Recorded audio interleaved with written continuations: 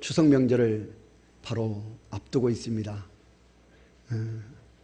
그 어느 때보다도 좀 이렇게 어려운 시절에 맞이하는 추석 명절이지만 우리 모든 성도들에게 또 즐거움과 기쁨 또 행복의 그런 추석 명절이 되어지시기를 주님의 이름으로 간절히 축원합니다.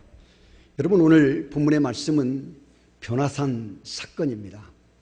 예수님께서 세 명의 제자 베드로, 야고보, 요한 세 명의 제자들 데리고 산에 올라가셨는데 그곳에서 예수님이 변형이 되십니다. 거기에 누가 함께 있냐면 모세도 있고 엘리야도 그리고 예수님, 이 세 분이 함께 있는 모습을 베드로가 보게 됩니다. 그래서 베드로가 그 유명한 이곳에 초막 셋을 짓고 하나는 주님을 위해서, 하나는 모세를 위해서, 하나는 엘리야를 위하여 초막 셋을 짓고 세 분 다 모시고 이곳에 살고 싶습니다 하는 간청을 하게 되지요. 그리고 나서 다시 또 새로운 변화가 일어나는데 이제 모세와 엘리야의 모습은 사라지고 하늘로부터 음성이 들립니다. 이는 내 사랑하는 아들이니 너희는 그의 말을 들으라. 오늘 본문 7절이죠. 예수님만이 보여지면서 예수님을 향해서 하나님으로부터 음성이 들려지는 거예요. 뭐라고 들려지느냐? 이는 누굽니까? 예수님을 말합니다. 예수는 내 사랑하는 아들이다. 그러니 너희는 모세도 아니고 엘리야도 아니고 엘리야나 모세가 아니라 여기 남아있는 예수 그리스도 내 사랑하는 아들, 독생자, 십자가에 너희를 위하여 생명까지 내어주신 그 예수 그리스도, 그 주님의 말씀만 너희는 듣는 자가 되어져야 한다 하는 음성이 들려짐과 동시에 바라보니 함께 있었던 모세와 엘리야의 모습은 사라지고 오직 예수님만이 보여졌더라 하는 내용입니다. 이것을 우리가 변화산 사건이라고 그렇게 말하고 있지요. 여러분, 그런데 오늘 저는 이 변화산의 사건을 가지고 좀 다른 시각에서 우리가 함께 말씀의 은혜를 받고자 합니다. 오늘의 말씀은 교회 생활을 하다가 소위 시험에 들었을 때 우리가 어떻게 해야 하느냐 하는 것입니다.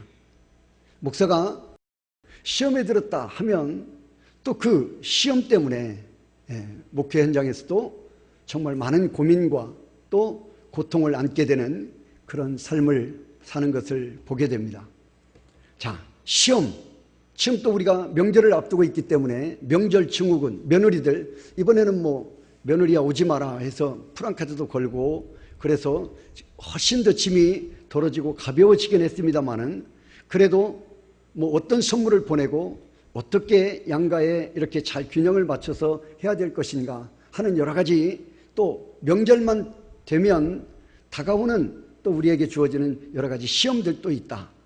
특별히 여러분, 우리는 코로나 시대를 살아가고 있으면서 정말 교회가 우리 그리스도인들이 시험에 들 수밖에 없는 그런 환경과 형편 가운데 처하고 있다는 것입니다.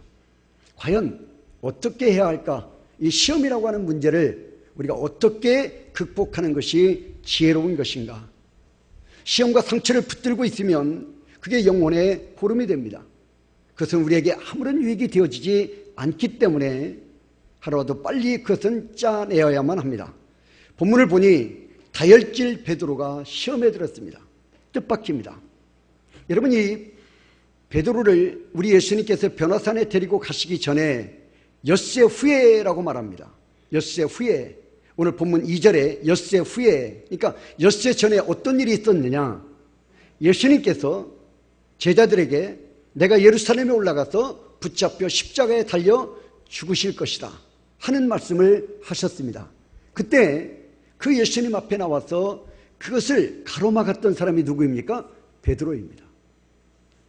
예수님 무슨 말씀입니까? 예수님이 죽으시다니요? 절대 그럴 수 없습니다 하고 예수님의 계획된 길, 하나님이 정하신 그 길, 우리의 구원을 위하여 가시는 그 십자가의 길을 가로막았던 사람이 바로 이 베드로입니다.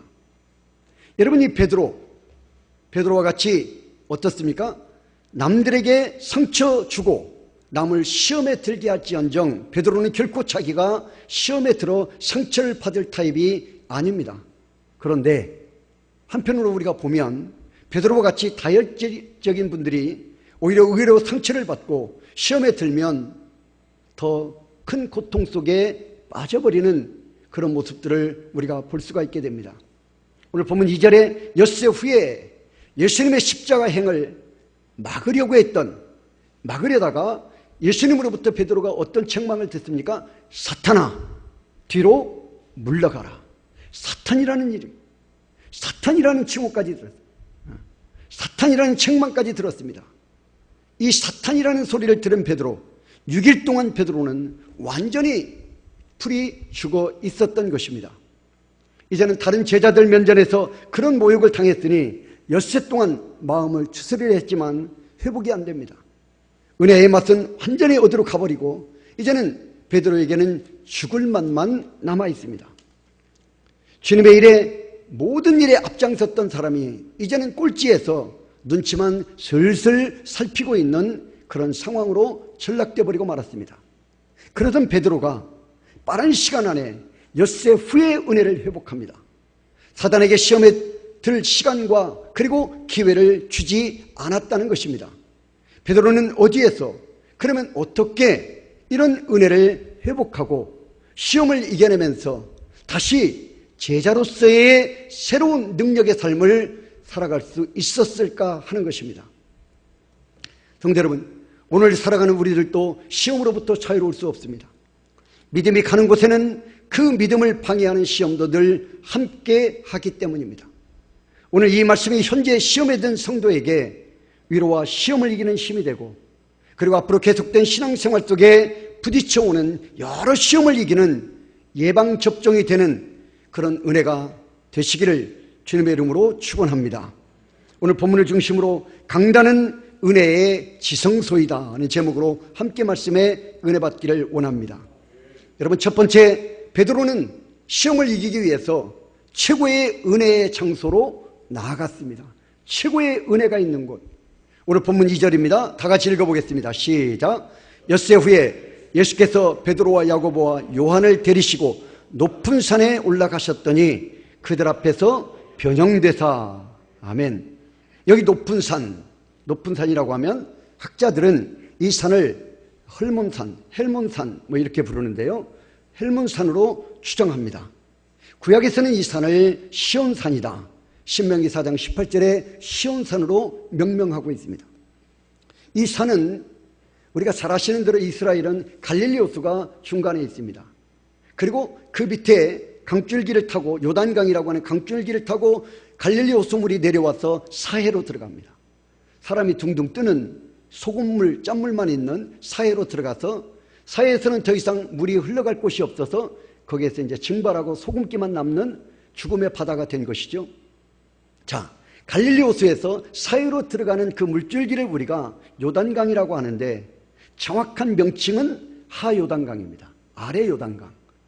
그러면 갈릴리 호수로 물이 들어가는 곳을 우리가 위쪽인데요, 이 위쪽에 그 강줄기를 우리가 상요단강이라고 부릅니다.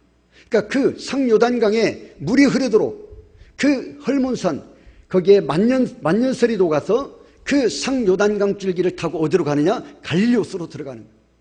갈릴리 호수에서 그 물이 이제는 다시 흘러서 사해로 들어가는 거예요. 그래서 우리가 그것을 통칭 요단강이라고 부르는데 상요단강, 하요단강, 그렇게 우리가 구분해서 부를 수가 있습니다. 몇 해 전에 성지답사 가보신 분들 우리 보셨잖아요. 물이 얼마나 많이 폭포를 이루고 물이 쏟아져 내립니다.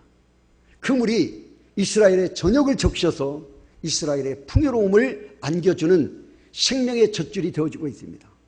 바로 그것입니다. 여러분, 여기 높은 산, 시온산, 갈릴리 호수 북방에 있는 안티레바논 산맥에 위치하고 있는데 해발 약 2850m입니다. 굉장히 높은 산입니다. 저희가 성지답사를 가서 봤을 때도 하얀 눈이 정상에 가득 덮여 있었습니다. 항상 눈이 덮여 있는 만년설봉입니다. 만년설이 녹으면서 요단강을 통해서 이스라엘 전역에 물을 공급해 주니 이 산은 이스라엘 백성들에게 어떤 산이냐? 은혜의 산, 축복의 산입니다. 이런 은혜의 산으로 예수님이 제자들을 지금 베드로와 야고보와 요한 세 명의 제자들을 데리고 올라가셨습니다. 베드로, 야고보, 요한 세 제자만 특별하게 데리고 올라갑니다. 여기서 베드로가 엄청난 큰 은혜를 경험하게 된 것이다. 높은 산에는 신비함이 있고 경외심이 우러납니다. 우리가 성경을 좀 주목해 보면 여러분, 하나님께서 영광을 나타내실 때는 평지보다는 산이 더욱더 많았습니다. 모리아 산에서 아브라함을 만났고 호렙산에서 모세를 콜링, 하나님의 사명자로 부르셨습니다. 여러분, 시내 산에서는 율법을 수여하셨고 성막 계시를 주셨습니다. 엘리야는 갈멜산에서, 모세가 죽을 때도 느보산이었습니다. 여러분, 베드로는 이런 높은 산에 올랐다가 하나님의 형언할 수 없는 큰 은혜를 받았다. 높은 산에 오르니 생각이 정리가 됩니다. 그리고 이제는 집중력도 생기고 세상 만사가 다 하찮고 사사로운 일로 이제는 보여집니다. 그 일을 갖고 시험에 들었다고 목숨 걸 일이 아니라는 것을 깨닫게 됩니다. 사방이 고요하니까 집중력이 생기고 주님과 함께하니 산속 부흥회에서 은혜를 그가 충만하게 받은 것입니다. 성도 여러분, 그렇습니다. 말씀드린 것처럼 우리도 신앙생활을 하다 보면, 인생의 삶을 살다 보면 여러분, 시험으로부터 자유로울 수 있는 사람은 아무도 없다는 것입니다. 진정한 성도라면, 믿음의 확신, 구원의 확신을 가진 성도라면 이런 어려움의 시험에 들었을 때 결코 내려가는 자가 되어져서는 안 된다는 것이에요. 순례의 길을 뚜벅뚜벅 걸으며 끊임없이 묵상하고 자신을 성찰하면서 주님의 손을 붙잡고 올라가는 자가 되어져야 한다는 것입니다. 하나님 안으로 기도한 순종과 그리고 믿음과 겸손으로 하나님 안으로 예수 그리스도 안으로, 말씀 안으로 깊숙이 들어가는 자가 되어져야 한다는 것이에요. 더 영적인 수준을 우리가 높여야 된다는 것이에요. 영적인 능력을 더욱더 강화시켜야 한다는 것이에요. 그것이 우리가 시험을 이기는 첫 번째 능력이 되어질 수가 있다 하는 것입니다. 그래야 여러분, 올라가는 믿음이 되어져야 우리가 내 영혼을 보호할 수 있는 그런 실력자, 영적인 능력을 갖추게 되는 것입니다.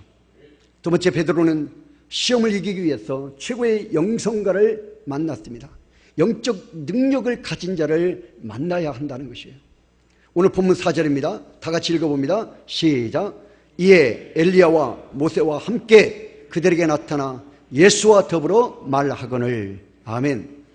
여러분, 여기 변화산에서 보여졌던 엘리야, 모세, 이들은 모두가 다 유대인들에게는 민족의 아버지나 같은 분이고 영웅 중에 영웅입니다. 모세, 엘리야 두 사람도 시험에 들려면 얼마든지 시험에 들 수 있는 사람들입니다. 모세는 하나님의 종으로 40년입니다. 40년.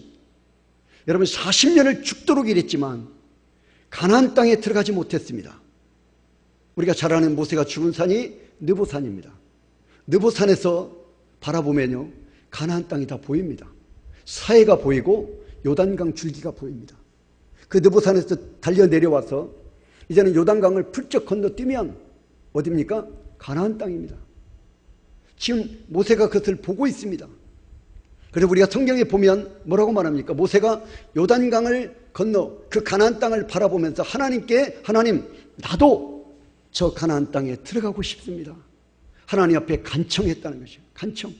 그러나 하나님이 그것을 허락하지 않았다. 성경은 그렇게 말씀하고 있습니다. 여러분, 40년 동안 죽도록 일했습니다. 가나안 땅에 들어가지 못했습니다. 결과가 그것이냐? 얼마든지 시험에 들 수 있습니다. 그것도 가나안 땅을 코앞에 두고 눈앞에 두고서 일종의 하나님께로부터 토사구팽을 당한 것입니다. 엘리야 세상에 보내서 오래 살아보지도 못하고 잠깐 쓰시고 승천하게 했습니다. 이세벨에게 그 엄청난 모욕과 고통과 괴로움을 당한 채 말입니다. 이런 모세와 엘리야 시험에 들었습니까? 여러분, 성경 어디에도 모세가 시험 들었다, 엘리야가 시험 들었다 하는 기록이 없습니다. 그들은 하나님께 감사하며 사역을 내려놓았느냐? 완전히 그들은 하나님 앞에 자신의 삶을 맡겼습니다. 더 철저하게 오히려 시험의 때에 오히려 더 순종의 삶을 살았습니다. 그랬더니 지금 1500년입니다. 지금 변화산에서 베드로가 모세와 엘리야의 모습을 본 것은 그들이 이 땅에서 떠나고 난 뒤에 1500년 후에 그들의 모습이 지금 보여지게 한 것입니다. 성자 예수님과 머리를 맞대게 합니다. 그동안 서운한 감정을 토로하고 있을까요? 누가복음은 두 사람이 예수님께서 예루살렘에서 별세하실 것, 죽으실 것을 말했다, 그렇게 증언하고 있습니다. 마가복음 8장 31절입니다. 우리 한번 읽어보겠습니다. 인자가, 시작. 인자가 많은 고난을 받고 장로들과 대제사장들과 서기관들에게 버림받아 죽임을 당하고 사흘 만에 살아나야 할 것을 비로소 그들에게 가르치시되. 아멘. 무슨 말입니까? 지금 모세도 엘리야도 전부 다 그들은 예수 그리스도께서 이 땅에 오셔서 고난당하고 죽으실 것을 그들이 이미 깨닫게 되었다, 그것을 그들에게 가르쳐 주었다 하는 것입니다. 여러분, 모세는 구약 율법의 대표자이며 엘리야는 선지자와 예언자의 대표자입니다. 모세는 하나님께서 일으킬 메시아를 예언했고 엘리야는 메시아의 선구자입니다. 엘리야는 산채로 승천하고 그리고 모세는 특이한 방식으로 죽어 그 시체를 찾을 수가 없습니다. 지금도 모세의 시체를 찾지 못합니다. 모세와 엘리야, 구약을 대표하는 영적 거성이 예수님과 이야기를 나눈 것은 율법과 예언으로 말해지던 구약이 예수님에 의해서 복음의 구원으로 완성되어졌다. 그들 사역은 예수님을 준비하기 위한 것이었음을 우리에게 보여주는 한 사건이라는 것을 알려주고 있습니다. 그러니까 모세도 그렇고 엘리야도 그렇고 그들이 1500여 년 전에 그들이 사역을 했던 모든 핵심은 어디에 있느냐?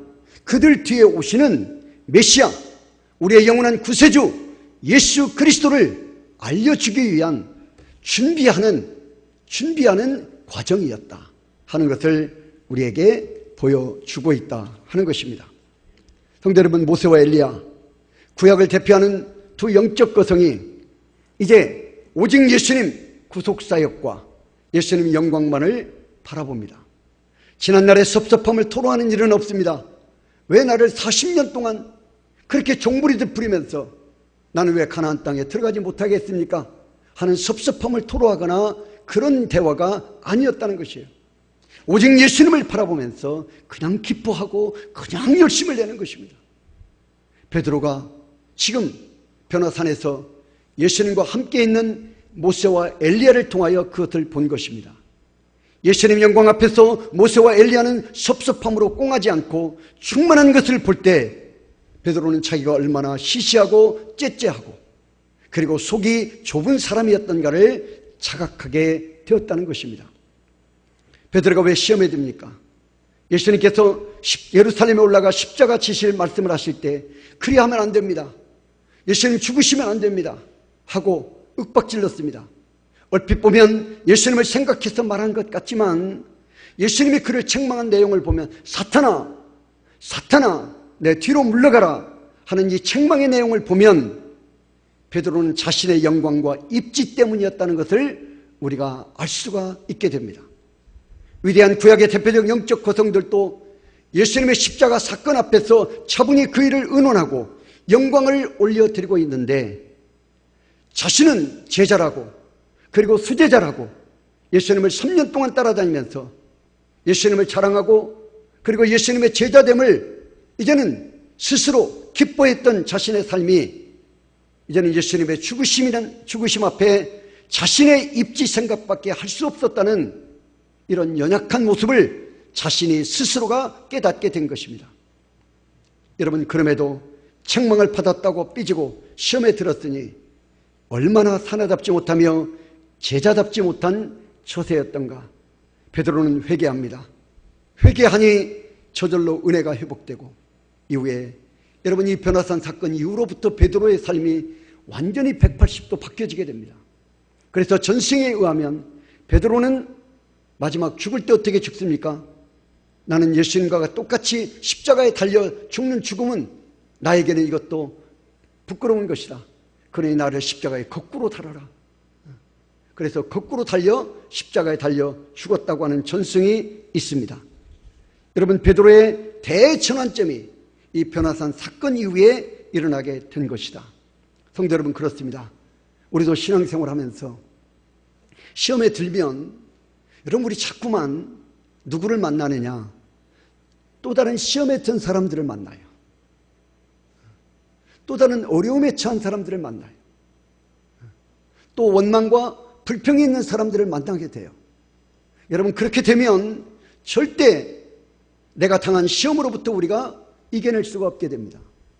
우리는 오히려 기도 많이 하는 분, 할렐루야, 더 여러분 영적인 힘을 가지신 분, 말씀을 많이 묵상하는 분, 오히려 더 긍정적이고 오히려 더 영적인 능력을 갖고 하나님의 은혜로, 하나님의 말씀으로, 성령의 충만함의 능력으로 이겨내려고 힘쓰고 애쓰는 영적인 사람들을 만날 때 여러분, 우리가 고난을 이겨낼 수가 있는 것이에요. 그런데 오히려 더 시험이 들어있고 더 오히려 고난에 빠져있고 더 오히려 믿음을 완전히 잃어버린 사람들을 만나게 되면 여러분, 같이 다운되어져 버리고 마는 것입니다. 베드로는 영적인 거성들을 만났습니다. 모세, 엘리야, 하나님의 말씀을 대표하는 모세, 그리고 선지자 대표하는 엘리야를 만나서 그는 영적인 거성들을 통해서 새로운 재충전의 시간을 가짐으로 시험을 이겨내는 능력을 갖게 된 것이다. 여러분들의 주변에 영적 능력을 갖춘 여러분 좋은 성도들이 많이 있기를 주님의 이름으로 축원합니다. 세 번째, 베드로는 최고의 영광을 보았습니다. 본문 2절 3절입니다. 우리 다 같이 한번 읽어보겠습니다. 엿새 후에, 시작. 엿새 후에 예수께서 베드로와 야고보와 요한을 데리시고 높은 산에 올라가셨더니 그들 앞에서 변형되사 그 옷이 광채가 나며 세상에서 빨래하는 자가 그렇게 희게할 수 없을 만큼 매우 희어졌더라. 아멘. 그 옷이 광채가 났다. 변형이 됐는데요, 광채가 납니다. 그런데 성경이 뭐라고 말합니까? 세상에서 빨래하는 사람이 그렇게 하얗게 빨 수가 없어요. 아무리 우리 세탁소 하시는 집사님들이 두 분 계시는데 아무리 세탁소에서 정말 모든 방법을 다 동원해도 그렇게 깨끗하게 희게 빨아질 수가 없을 정도로 깨끗한 아주 하얀 모습으로 변형되어졌다. 그렇게 말합니다. 엿새 전만 해도 베드로는 예수님에게 섭섭함이 있었습니다. 그런데 지금 눈앞에 예수님의 변형된 모습이 나타났습니다. 베드로는 너무너무 놀랐습니다. 베드로가 예수님에 대한 신앙 고백을 했습니다. 여러분, 너희는 나를 누구라 하느냐? 다 같이 시작. 주는 그리스도시요 살아계신 하나님의 아들입니다. 할렐루야. 그렇습니다. 이 고백, 여러분, 그런데 중요한 것은 고백과 체험은 다르다는 것이에요. 고백과 체험은 다릅니다. 예수님에 대한 구세주임은 고백했지만 예수님이 이렇게 대단한 분이신 것을 몰랐다는 것이에요. 저도 아파 보니까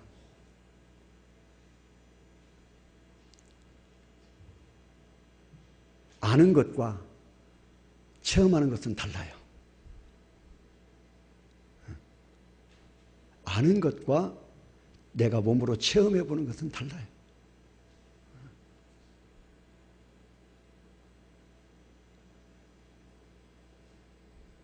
우리 성도들이 그동안에 제가 목회를 하면서 여러 암 때문에, 여러 질병들 때문에 고통을 당한다. 참 힘드시겠습니다.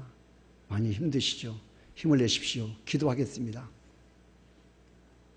지금까지 저도 그렇게 위로하고 격려하고 그렇게 했습니다. 얼마나 힘드시겠어요. 참 많이 힘드시죠.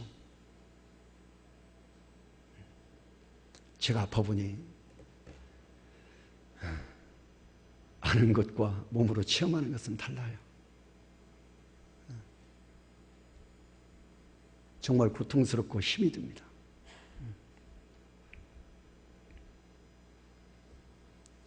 여러분, 신앙도 그래요. 고백과 체험은 다릅니다. 예수님에 대한 구세주임은 고백은 했지만 예수님이 이렇게 대단한 분이라는 것은 몰랐다는 것이죠. 어떻게 저런 신비한 모습을 전혀 드러내지 않은 채 한마디도 자랑하지 않고 예수님이 살아갈 수 있었을까?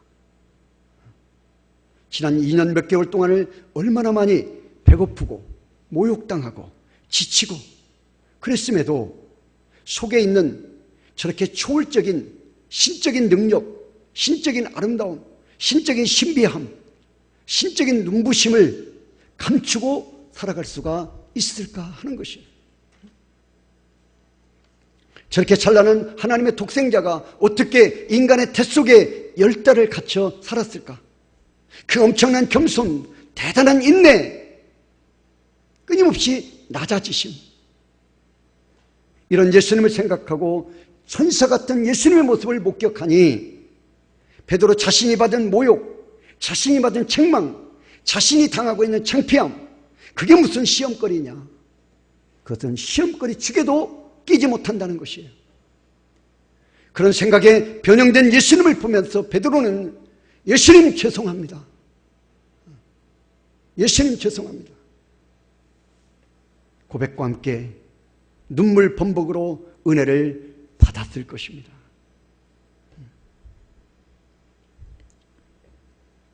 여러분, 그렇습니다.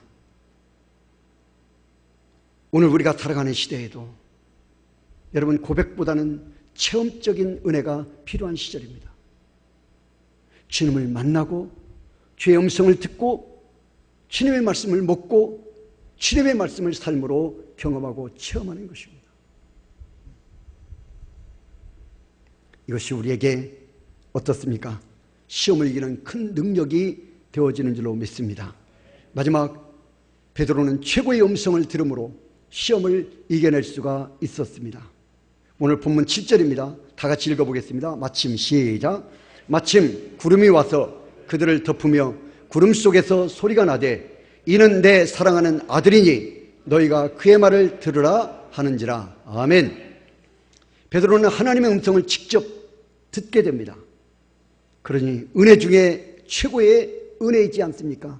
하나님의 음성. 지금 눈으로는 예수님을 보고 있고 귀로는 하늘로부터 들려지는 하나님의 음성을 직접 듣게 된 것이 은혜 중에 최고의 은혜입니다. 여러분, 예수님의 음성만 들어도 은혜였었는데 그만 시험이 들었던 것입니다. 예수님의 목소리도 싫고 말씀도 안 들리고 섭섭하고 또 섭섭하고, 어떻게 선생님이 나한테 이럴 수 있어? 선생님이 나한테 이러면 안 되지. 그런 마음으로 은혜이고 사명이고 다 지금 떨어져 버린 상태, 완전히 밑바닥에 지금 내려앉은 상태. 그런데 지금 하늘로부터 하나님의 음성이 들립니다.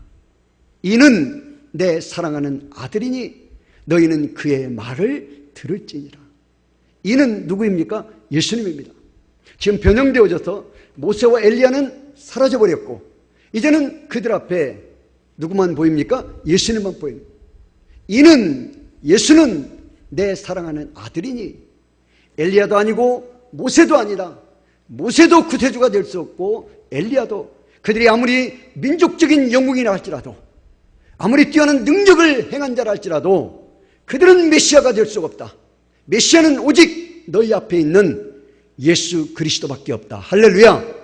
그러니 내 사랑하는 아들이니 너희는 그의 말을 들을지니라. 예수님의 음성만을 들어야 한다 하는 것입니다. 여러분, 예수님께서 지금까지 모욕과 자존심이 상할 일들이 많았음에도 예수님은 시험에 들거나 상처받지 않는다는 것은 날마다 하나님의 사랑의 음성을 들었기 때문입니다. 그래서 견디고 상처를 받지 않고 시험에도 빠지지 않으신 것이다. 베드로가 비로소 이 사실을 깨닫게 된 것입니다. 잠시 책망을 받고 창피를 당하는 것 같았지만 사실은 모두 베드로를 사랑해서 주님께서 베풀어 주시는 은혜였다는 것입니다.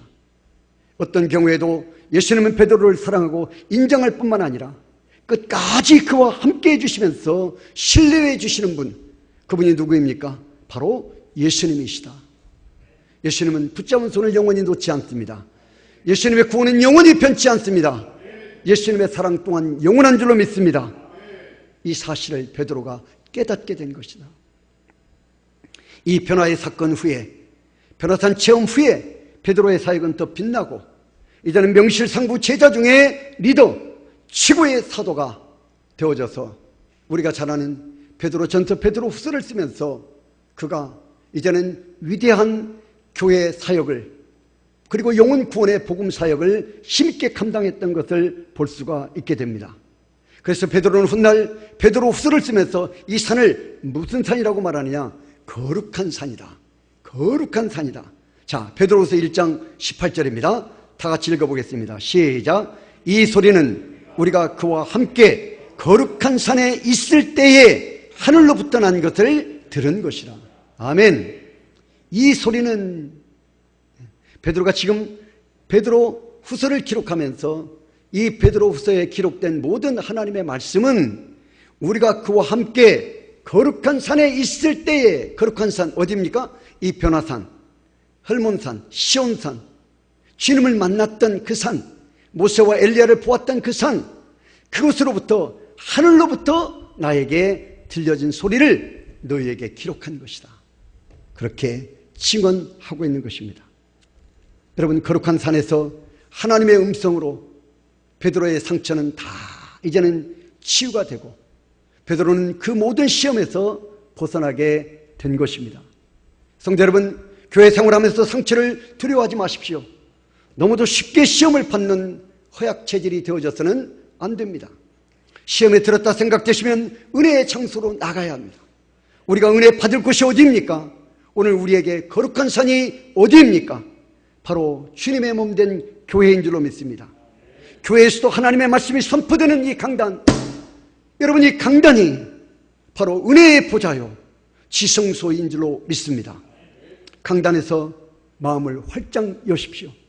하나님의 말씀에 은혜 받고 이 강단에서 선포되어지는 말씀의 위로를 받고 이 말씀에 고침을 받고 변화되고 힘을 얻고 모든 시험을 물리쳐야만 합니다. 강단의 말씀이 살았고 능력이 있어 우리를 새롭게 하는 능력이 되어지기 때문이다. 할렐루야. 제가 몸이 아파서 지금 치료의 과정들을 겪으면서 하는 일 중에 하나가 무엇이냐면 사람들의 전화를 받지 않는 것입니다. 사람들의 전화를 받지 않습니다. 우리 동기들의 전화도 받지도 않고 가급적이면 전화를 안 받습니다. 사람들의 전화를 받으면, 그리고 사람들을 가급적이면 만나지 않는 것입니다. 사람들을 만나지 않고 사람들의 전화를 가급적이면 받지 않는 거예요. 우리 성도들의 전화는 다 받지요.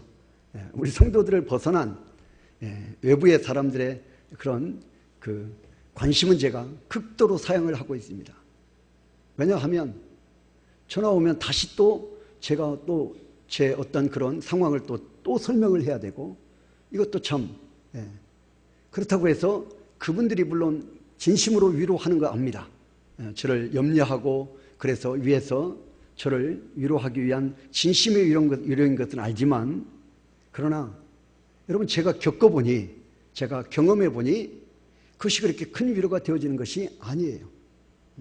그래서 제가 지금 아내하고 제가 다짐한 것이 있는데, 사람의 소리는 다 일단 차단을 하자. 사람의 소리는 차단을 하고, 그리고 어디만 열어놓느냐? 하나님의 말씀에만 우리가 눈과 귀를 열어놓자. 하나님의 음성에만, 하나님의 말씀에만 내 귀와 내 눈이, 내 마음이 열려지도록 하자. 여러분, 그것이 가장 큰 위로가 되고 힘이 되더라는 것이에요. 사람들이 진정으로 위로한가 합니다. 그럼에도 불구하고 하나님 말씀보다는, 하나님의 주시는 음성보다는 더 큰 위로가 세상에는 없더라 하는 것입니다. 성도 여러분, 그렇습니다. 오직 우리가 예수님에게 더 집중해야 된다. 할렐루야. 십자가에서의 예수님, 부활의 예수님, 다시 오실 예수님, 나를 위하여 이 땅에 오신 사랑의 예수님, 나의 모든 허물을 용서해 주시는 예수님, 사랑하시되 끝까지 사랑하시는 예수님, 그 예수님께만 우리가 집중할 때 우리는 모든 시험을 이겨낼 수 있게 된다는 것입니다.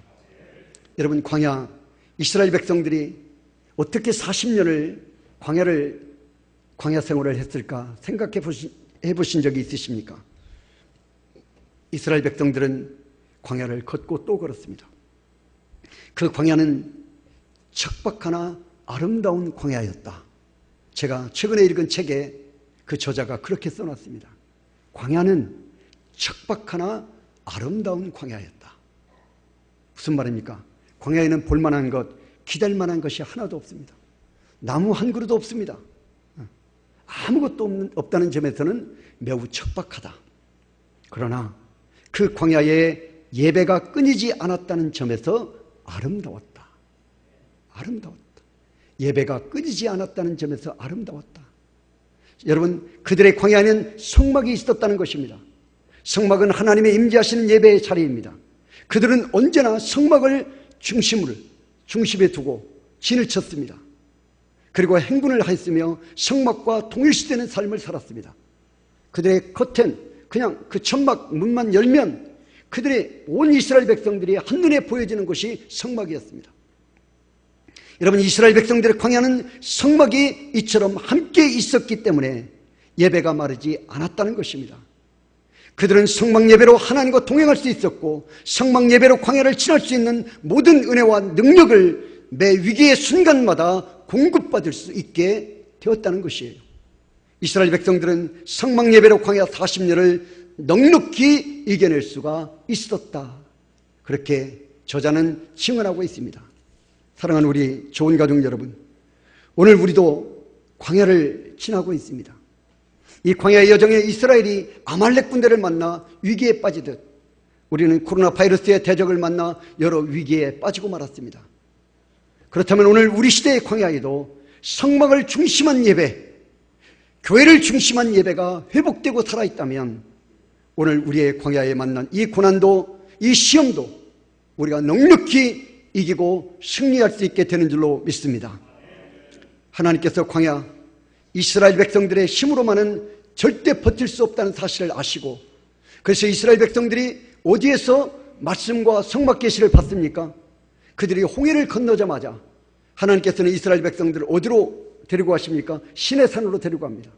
시내산에서 그들에게 1년 정도를 머물게 하시면서 모세를 시내산 정상에 불러서 하나님이 두 가지를 주십니다. 하나는 율법, 하나님의 말씀입니다. 그리고 하나는 성막 계시입니다. 교회를 주셨습니다.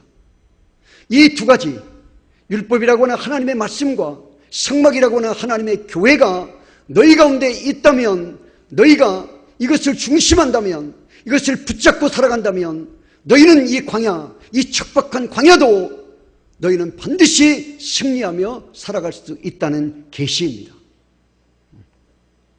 율법, 하나님의 말씀, 성막, 주님의 몸된 교회, 이 두 가지만 붙잡으면 광야는 견딜 수 있고 이겨낼 수 있고 지나갈 수 있으며 버텨 승리할 수 있다는 메시지입니다. 성도 여러분, 오늘 우리도 한 손에는 하나님의 말씀을 붙잡읍시다. 그리고 한 손에는 교회, 예배, 하나님의 강단, 하나님의 말씀이 있는 이 교회를 붙잡읍시다. 그러면 이 광야, 거친 척박한 이 광야 인생길에 우리에게 주어지는 어떤 시험도, 어떤 고난도, 어떤 환난도 우리는 다 이겨내고 승리하는 우리 좋은 가족들 다 되어지시기를 주님의 이름으로 축원합니다.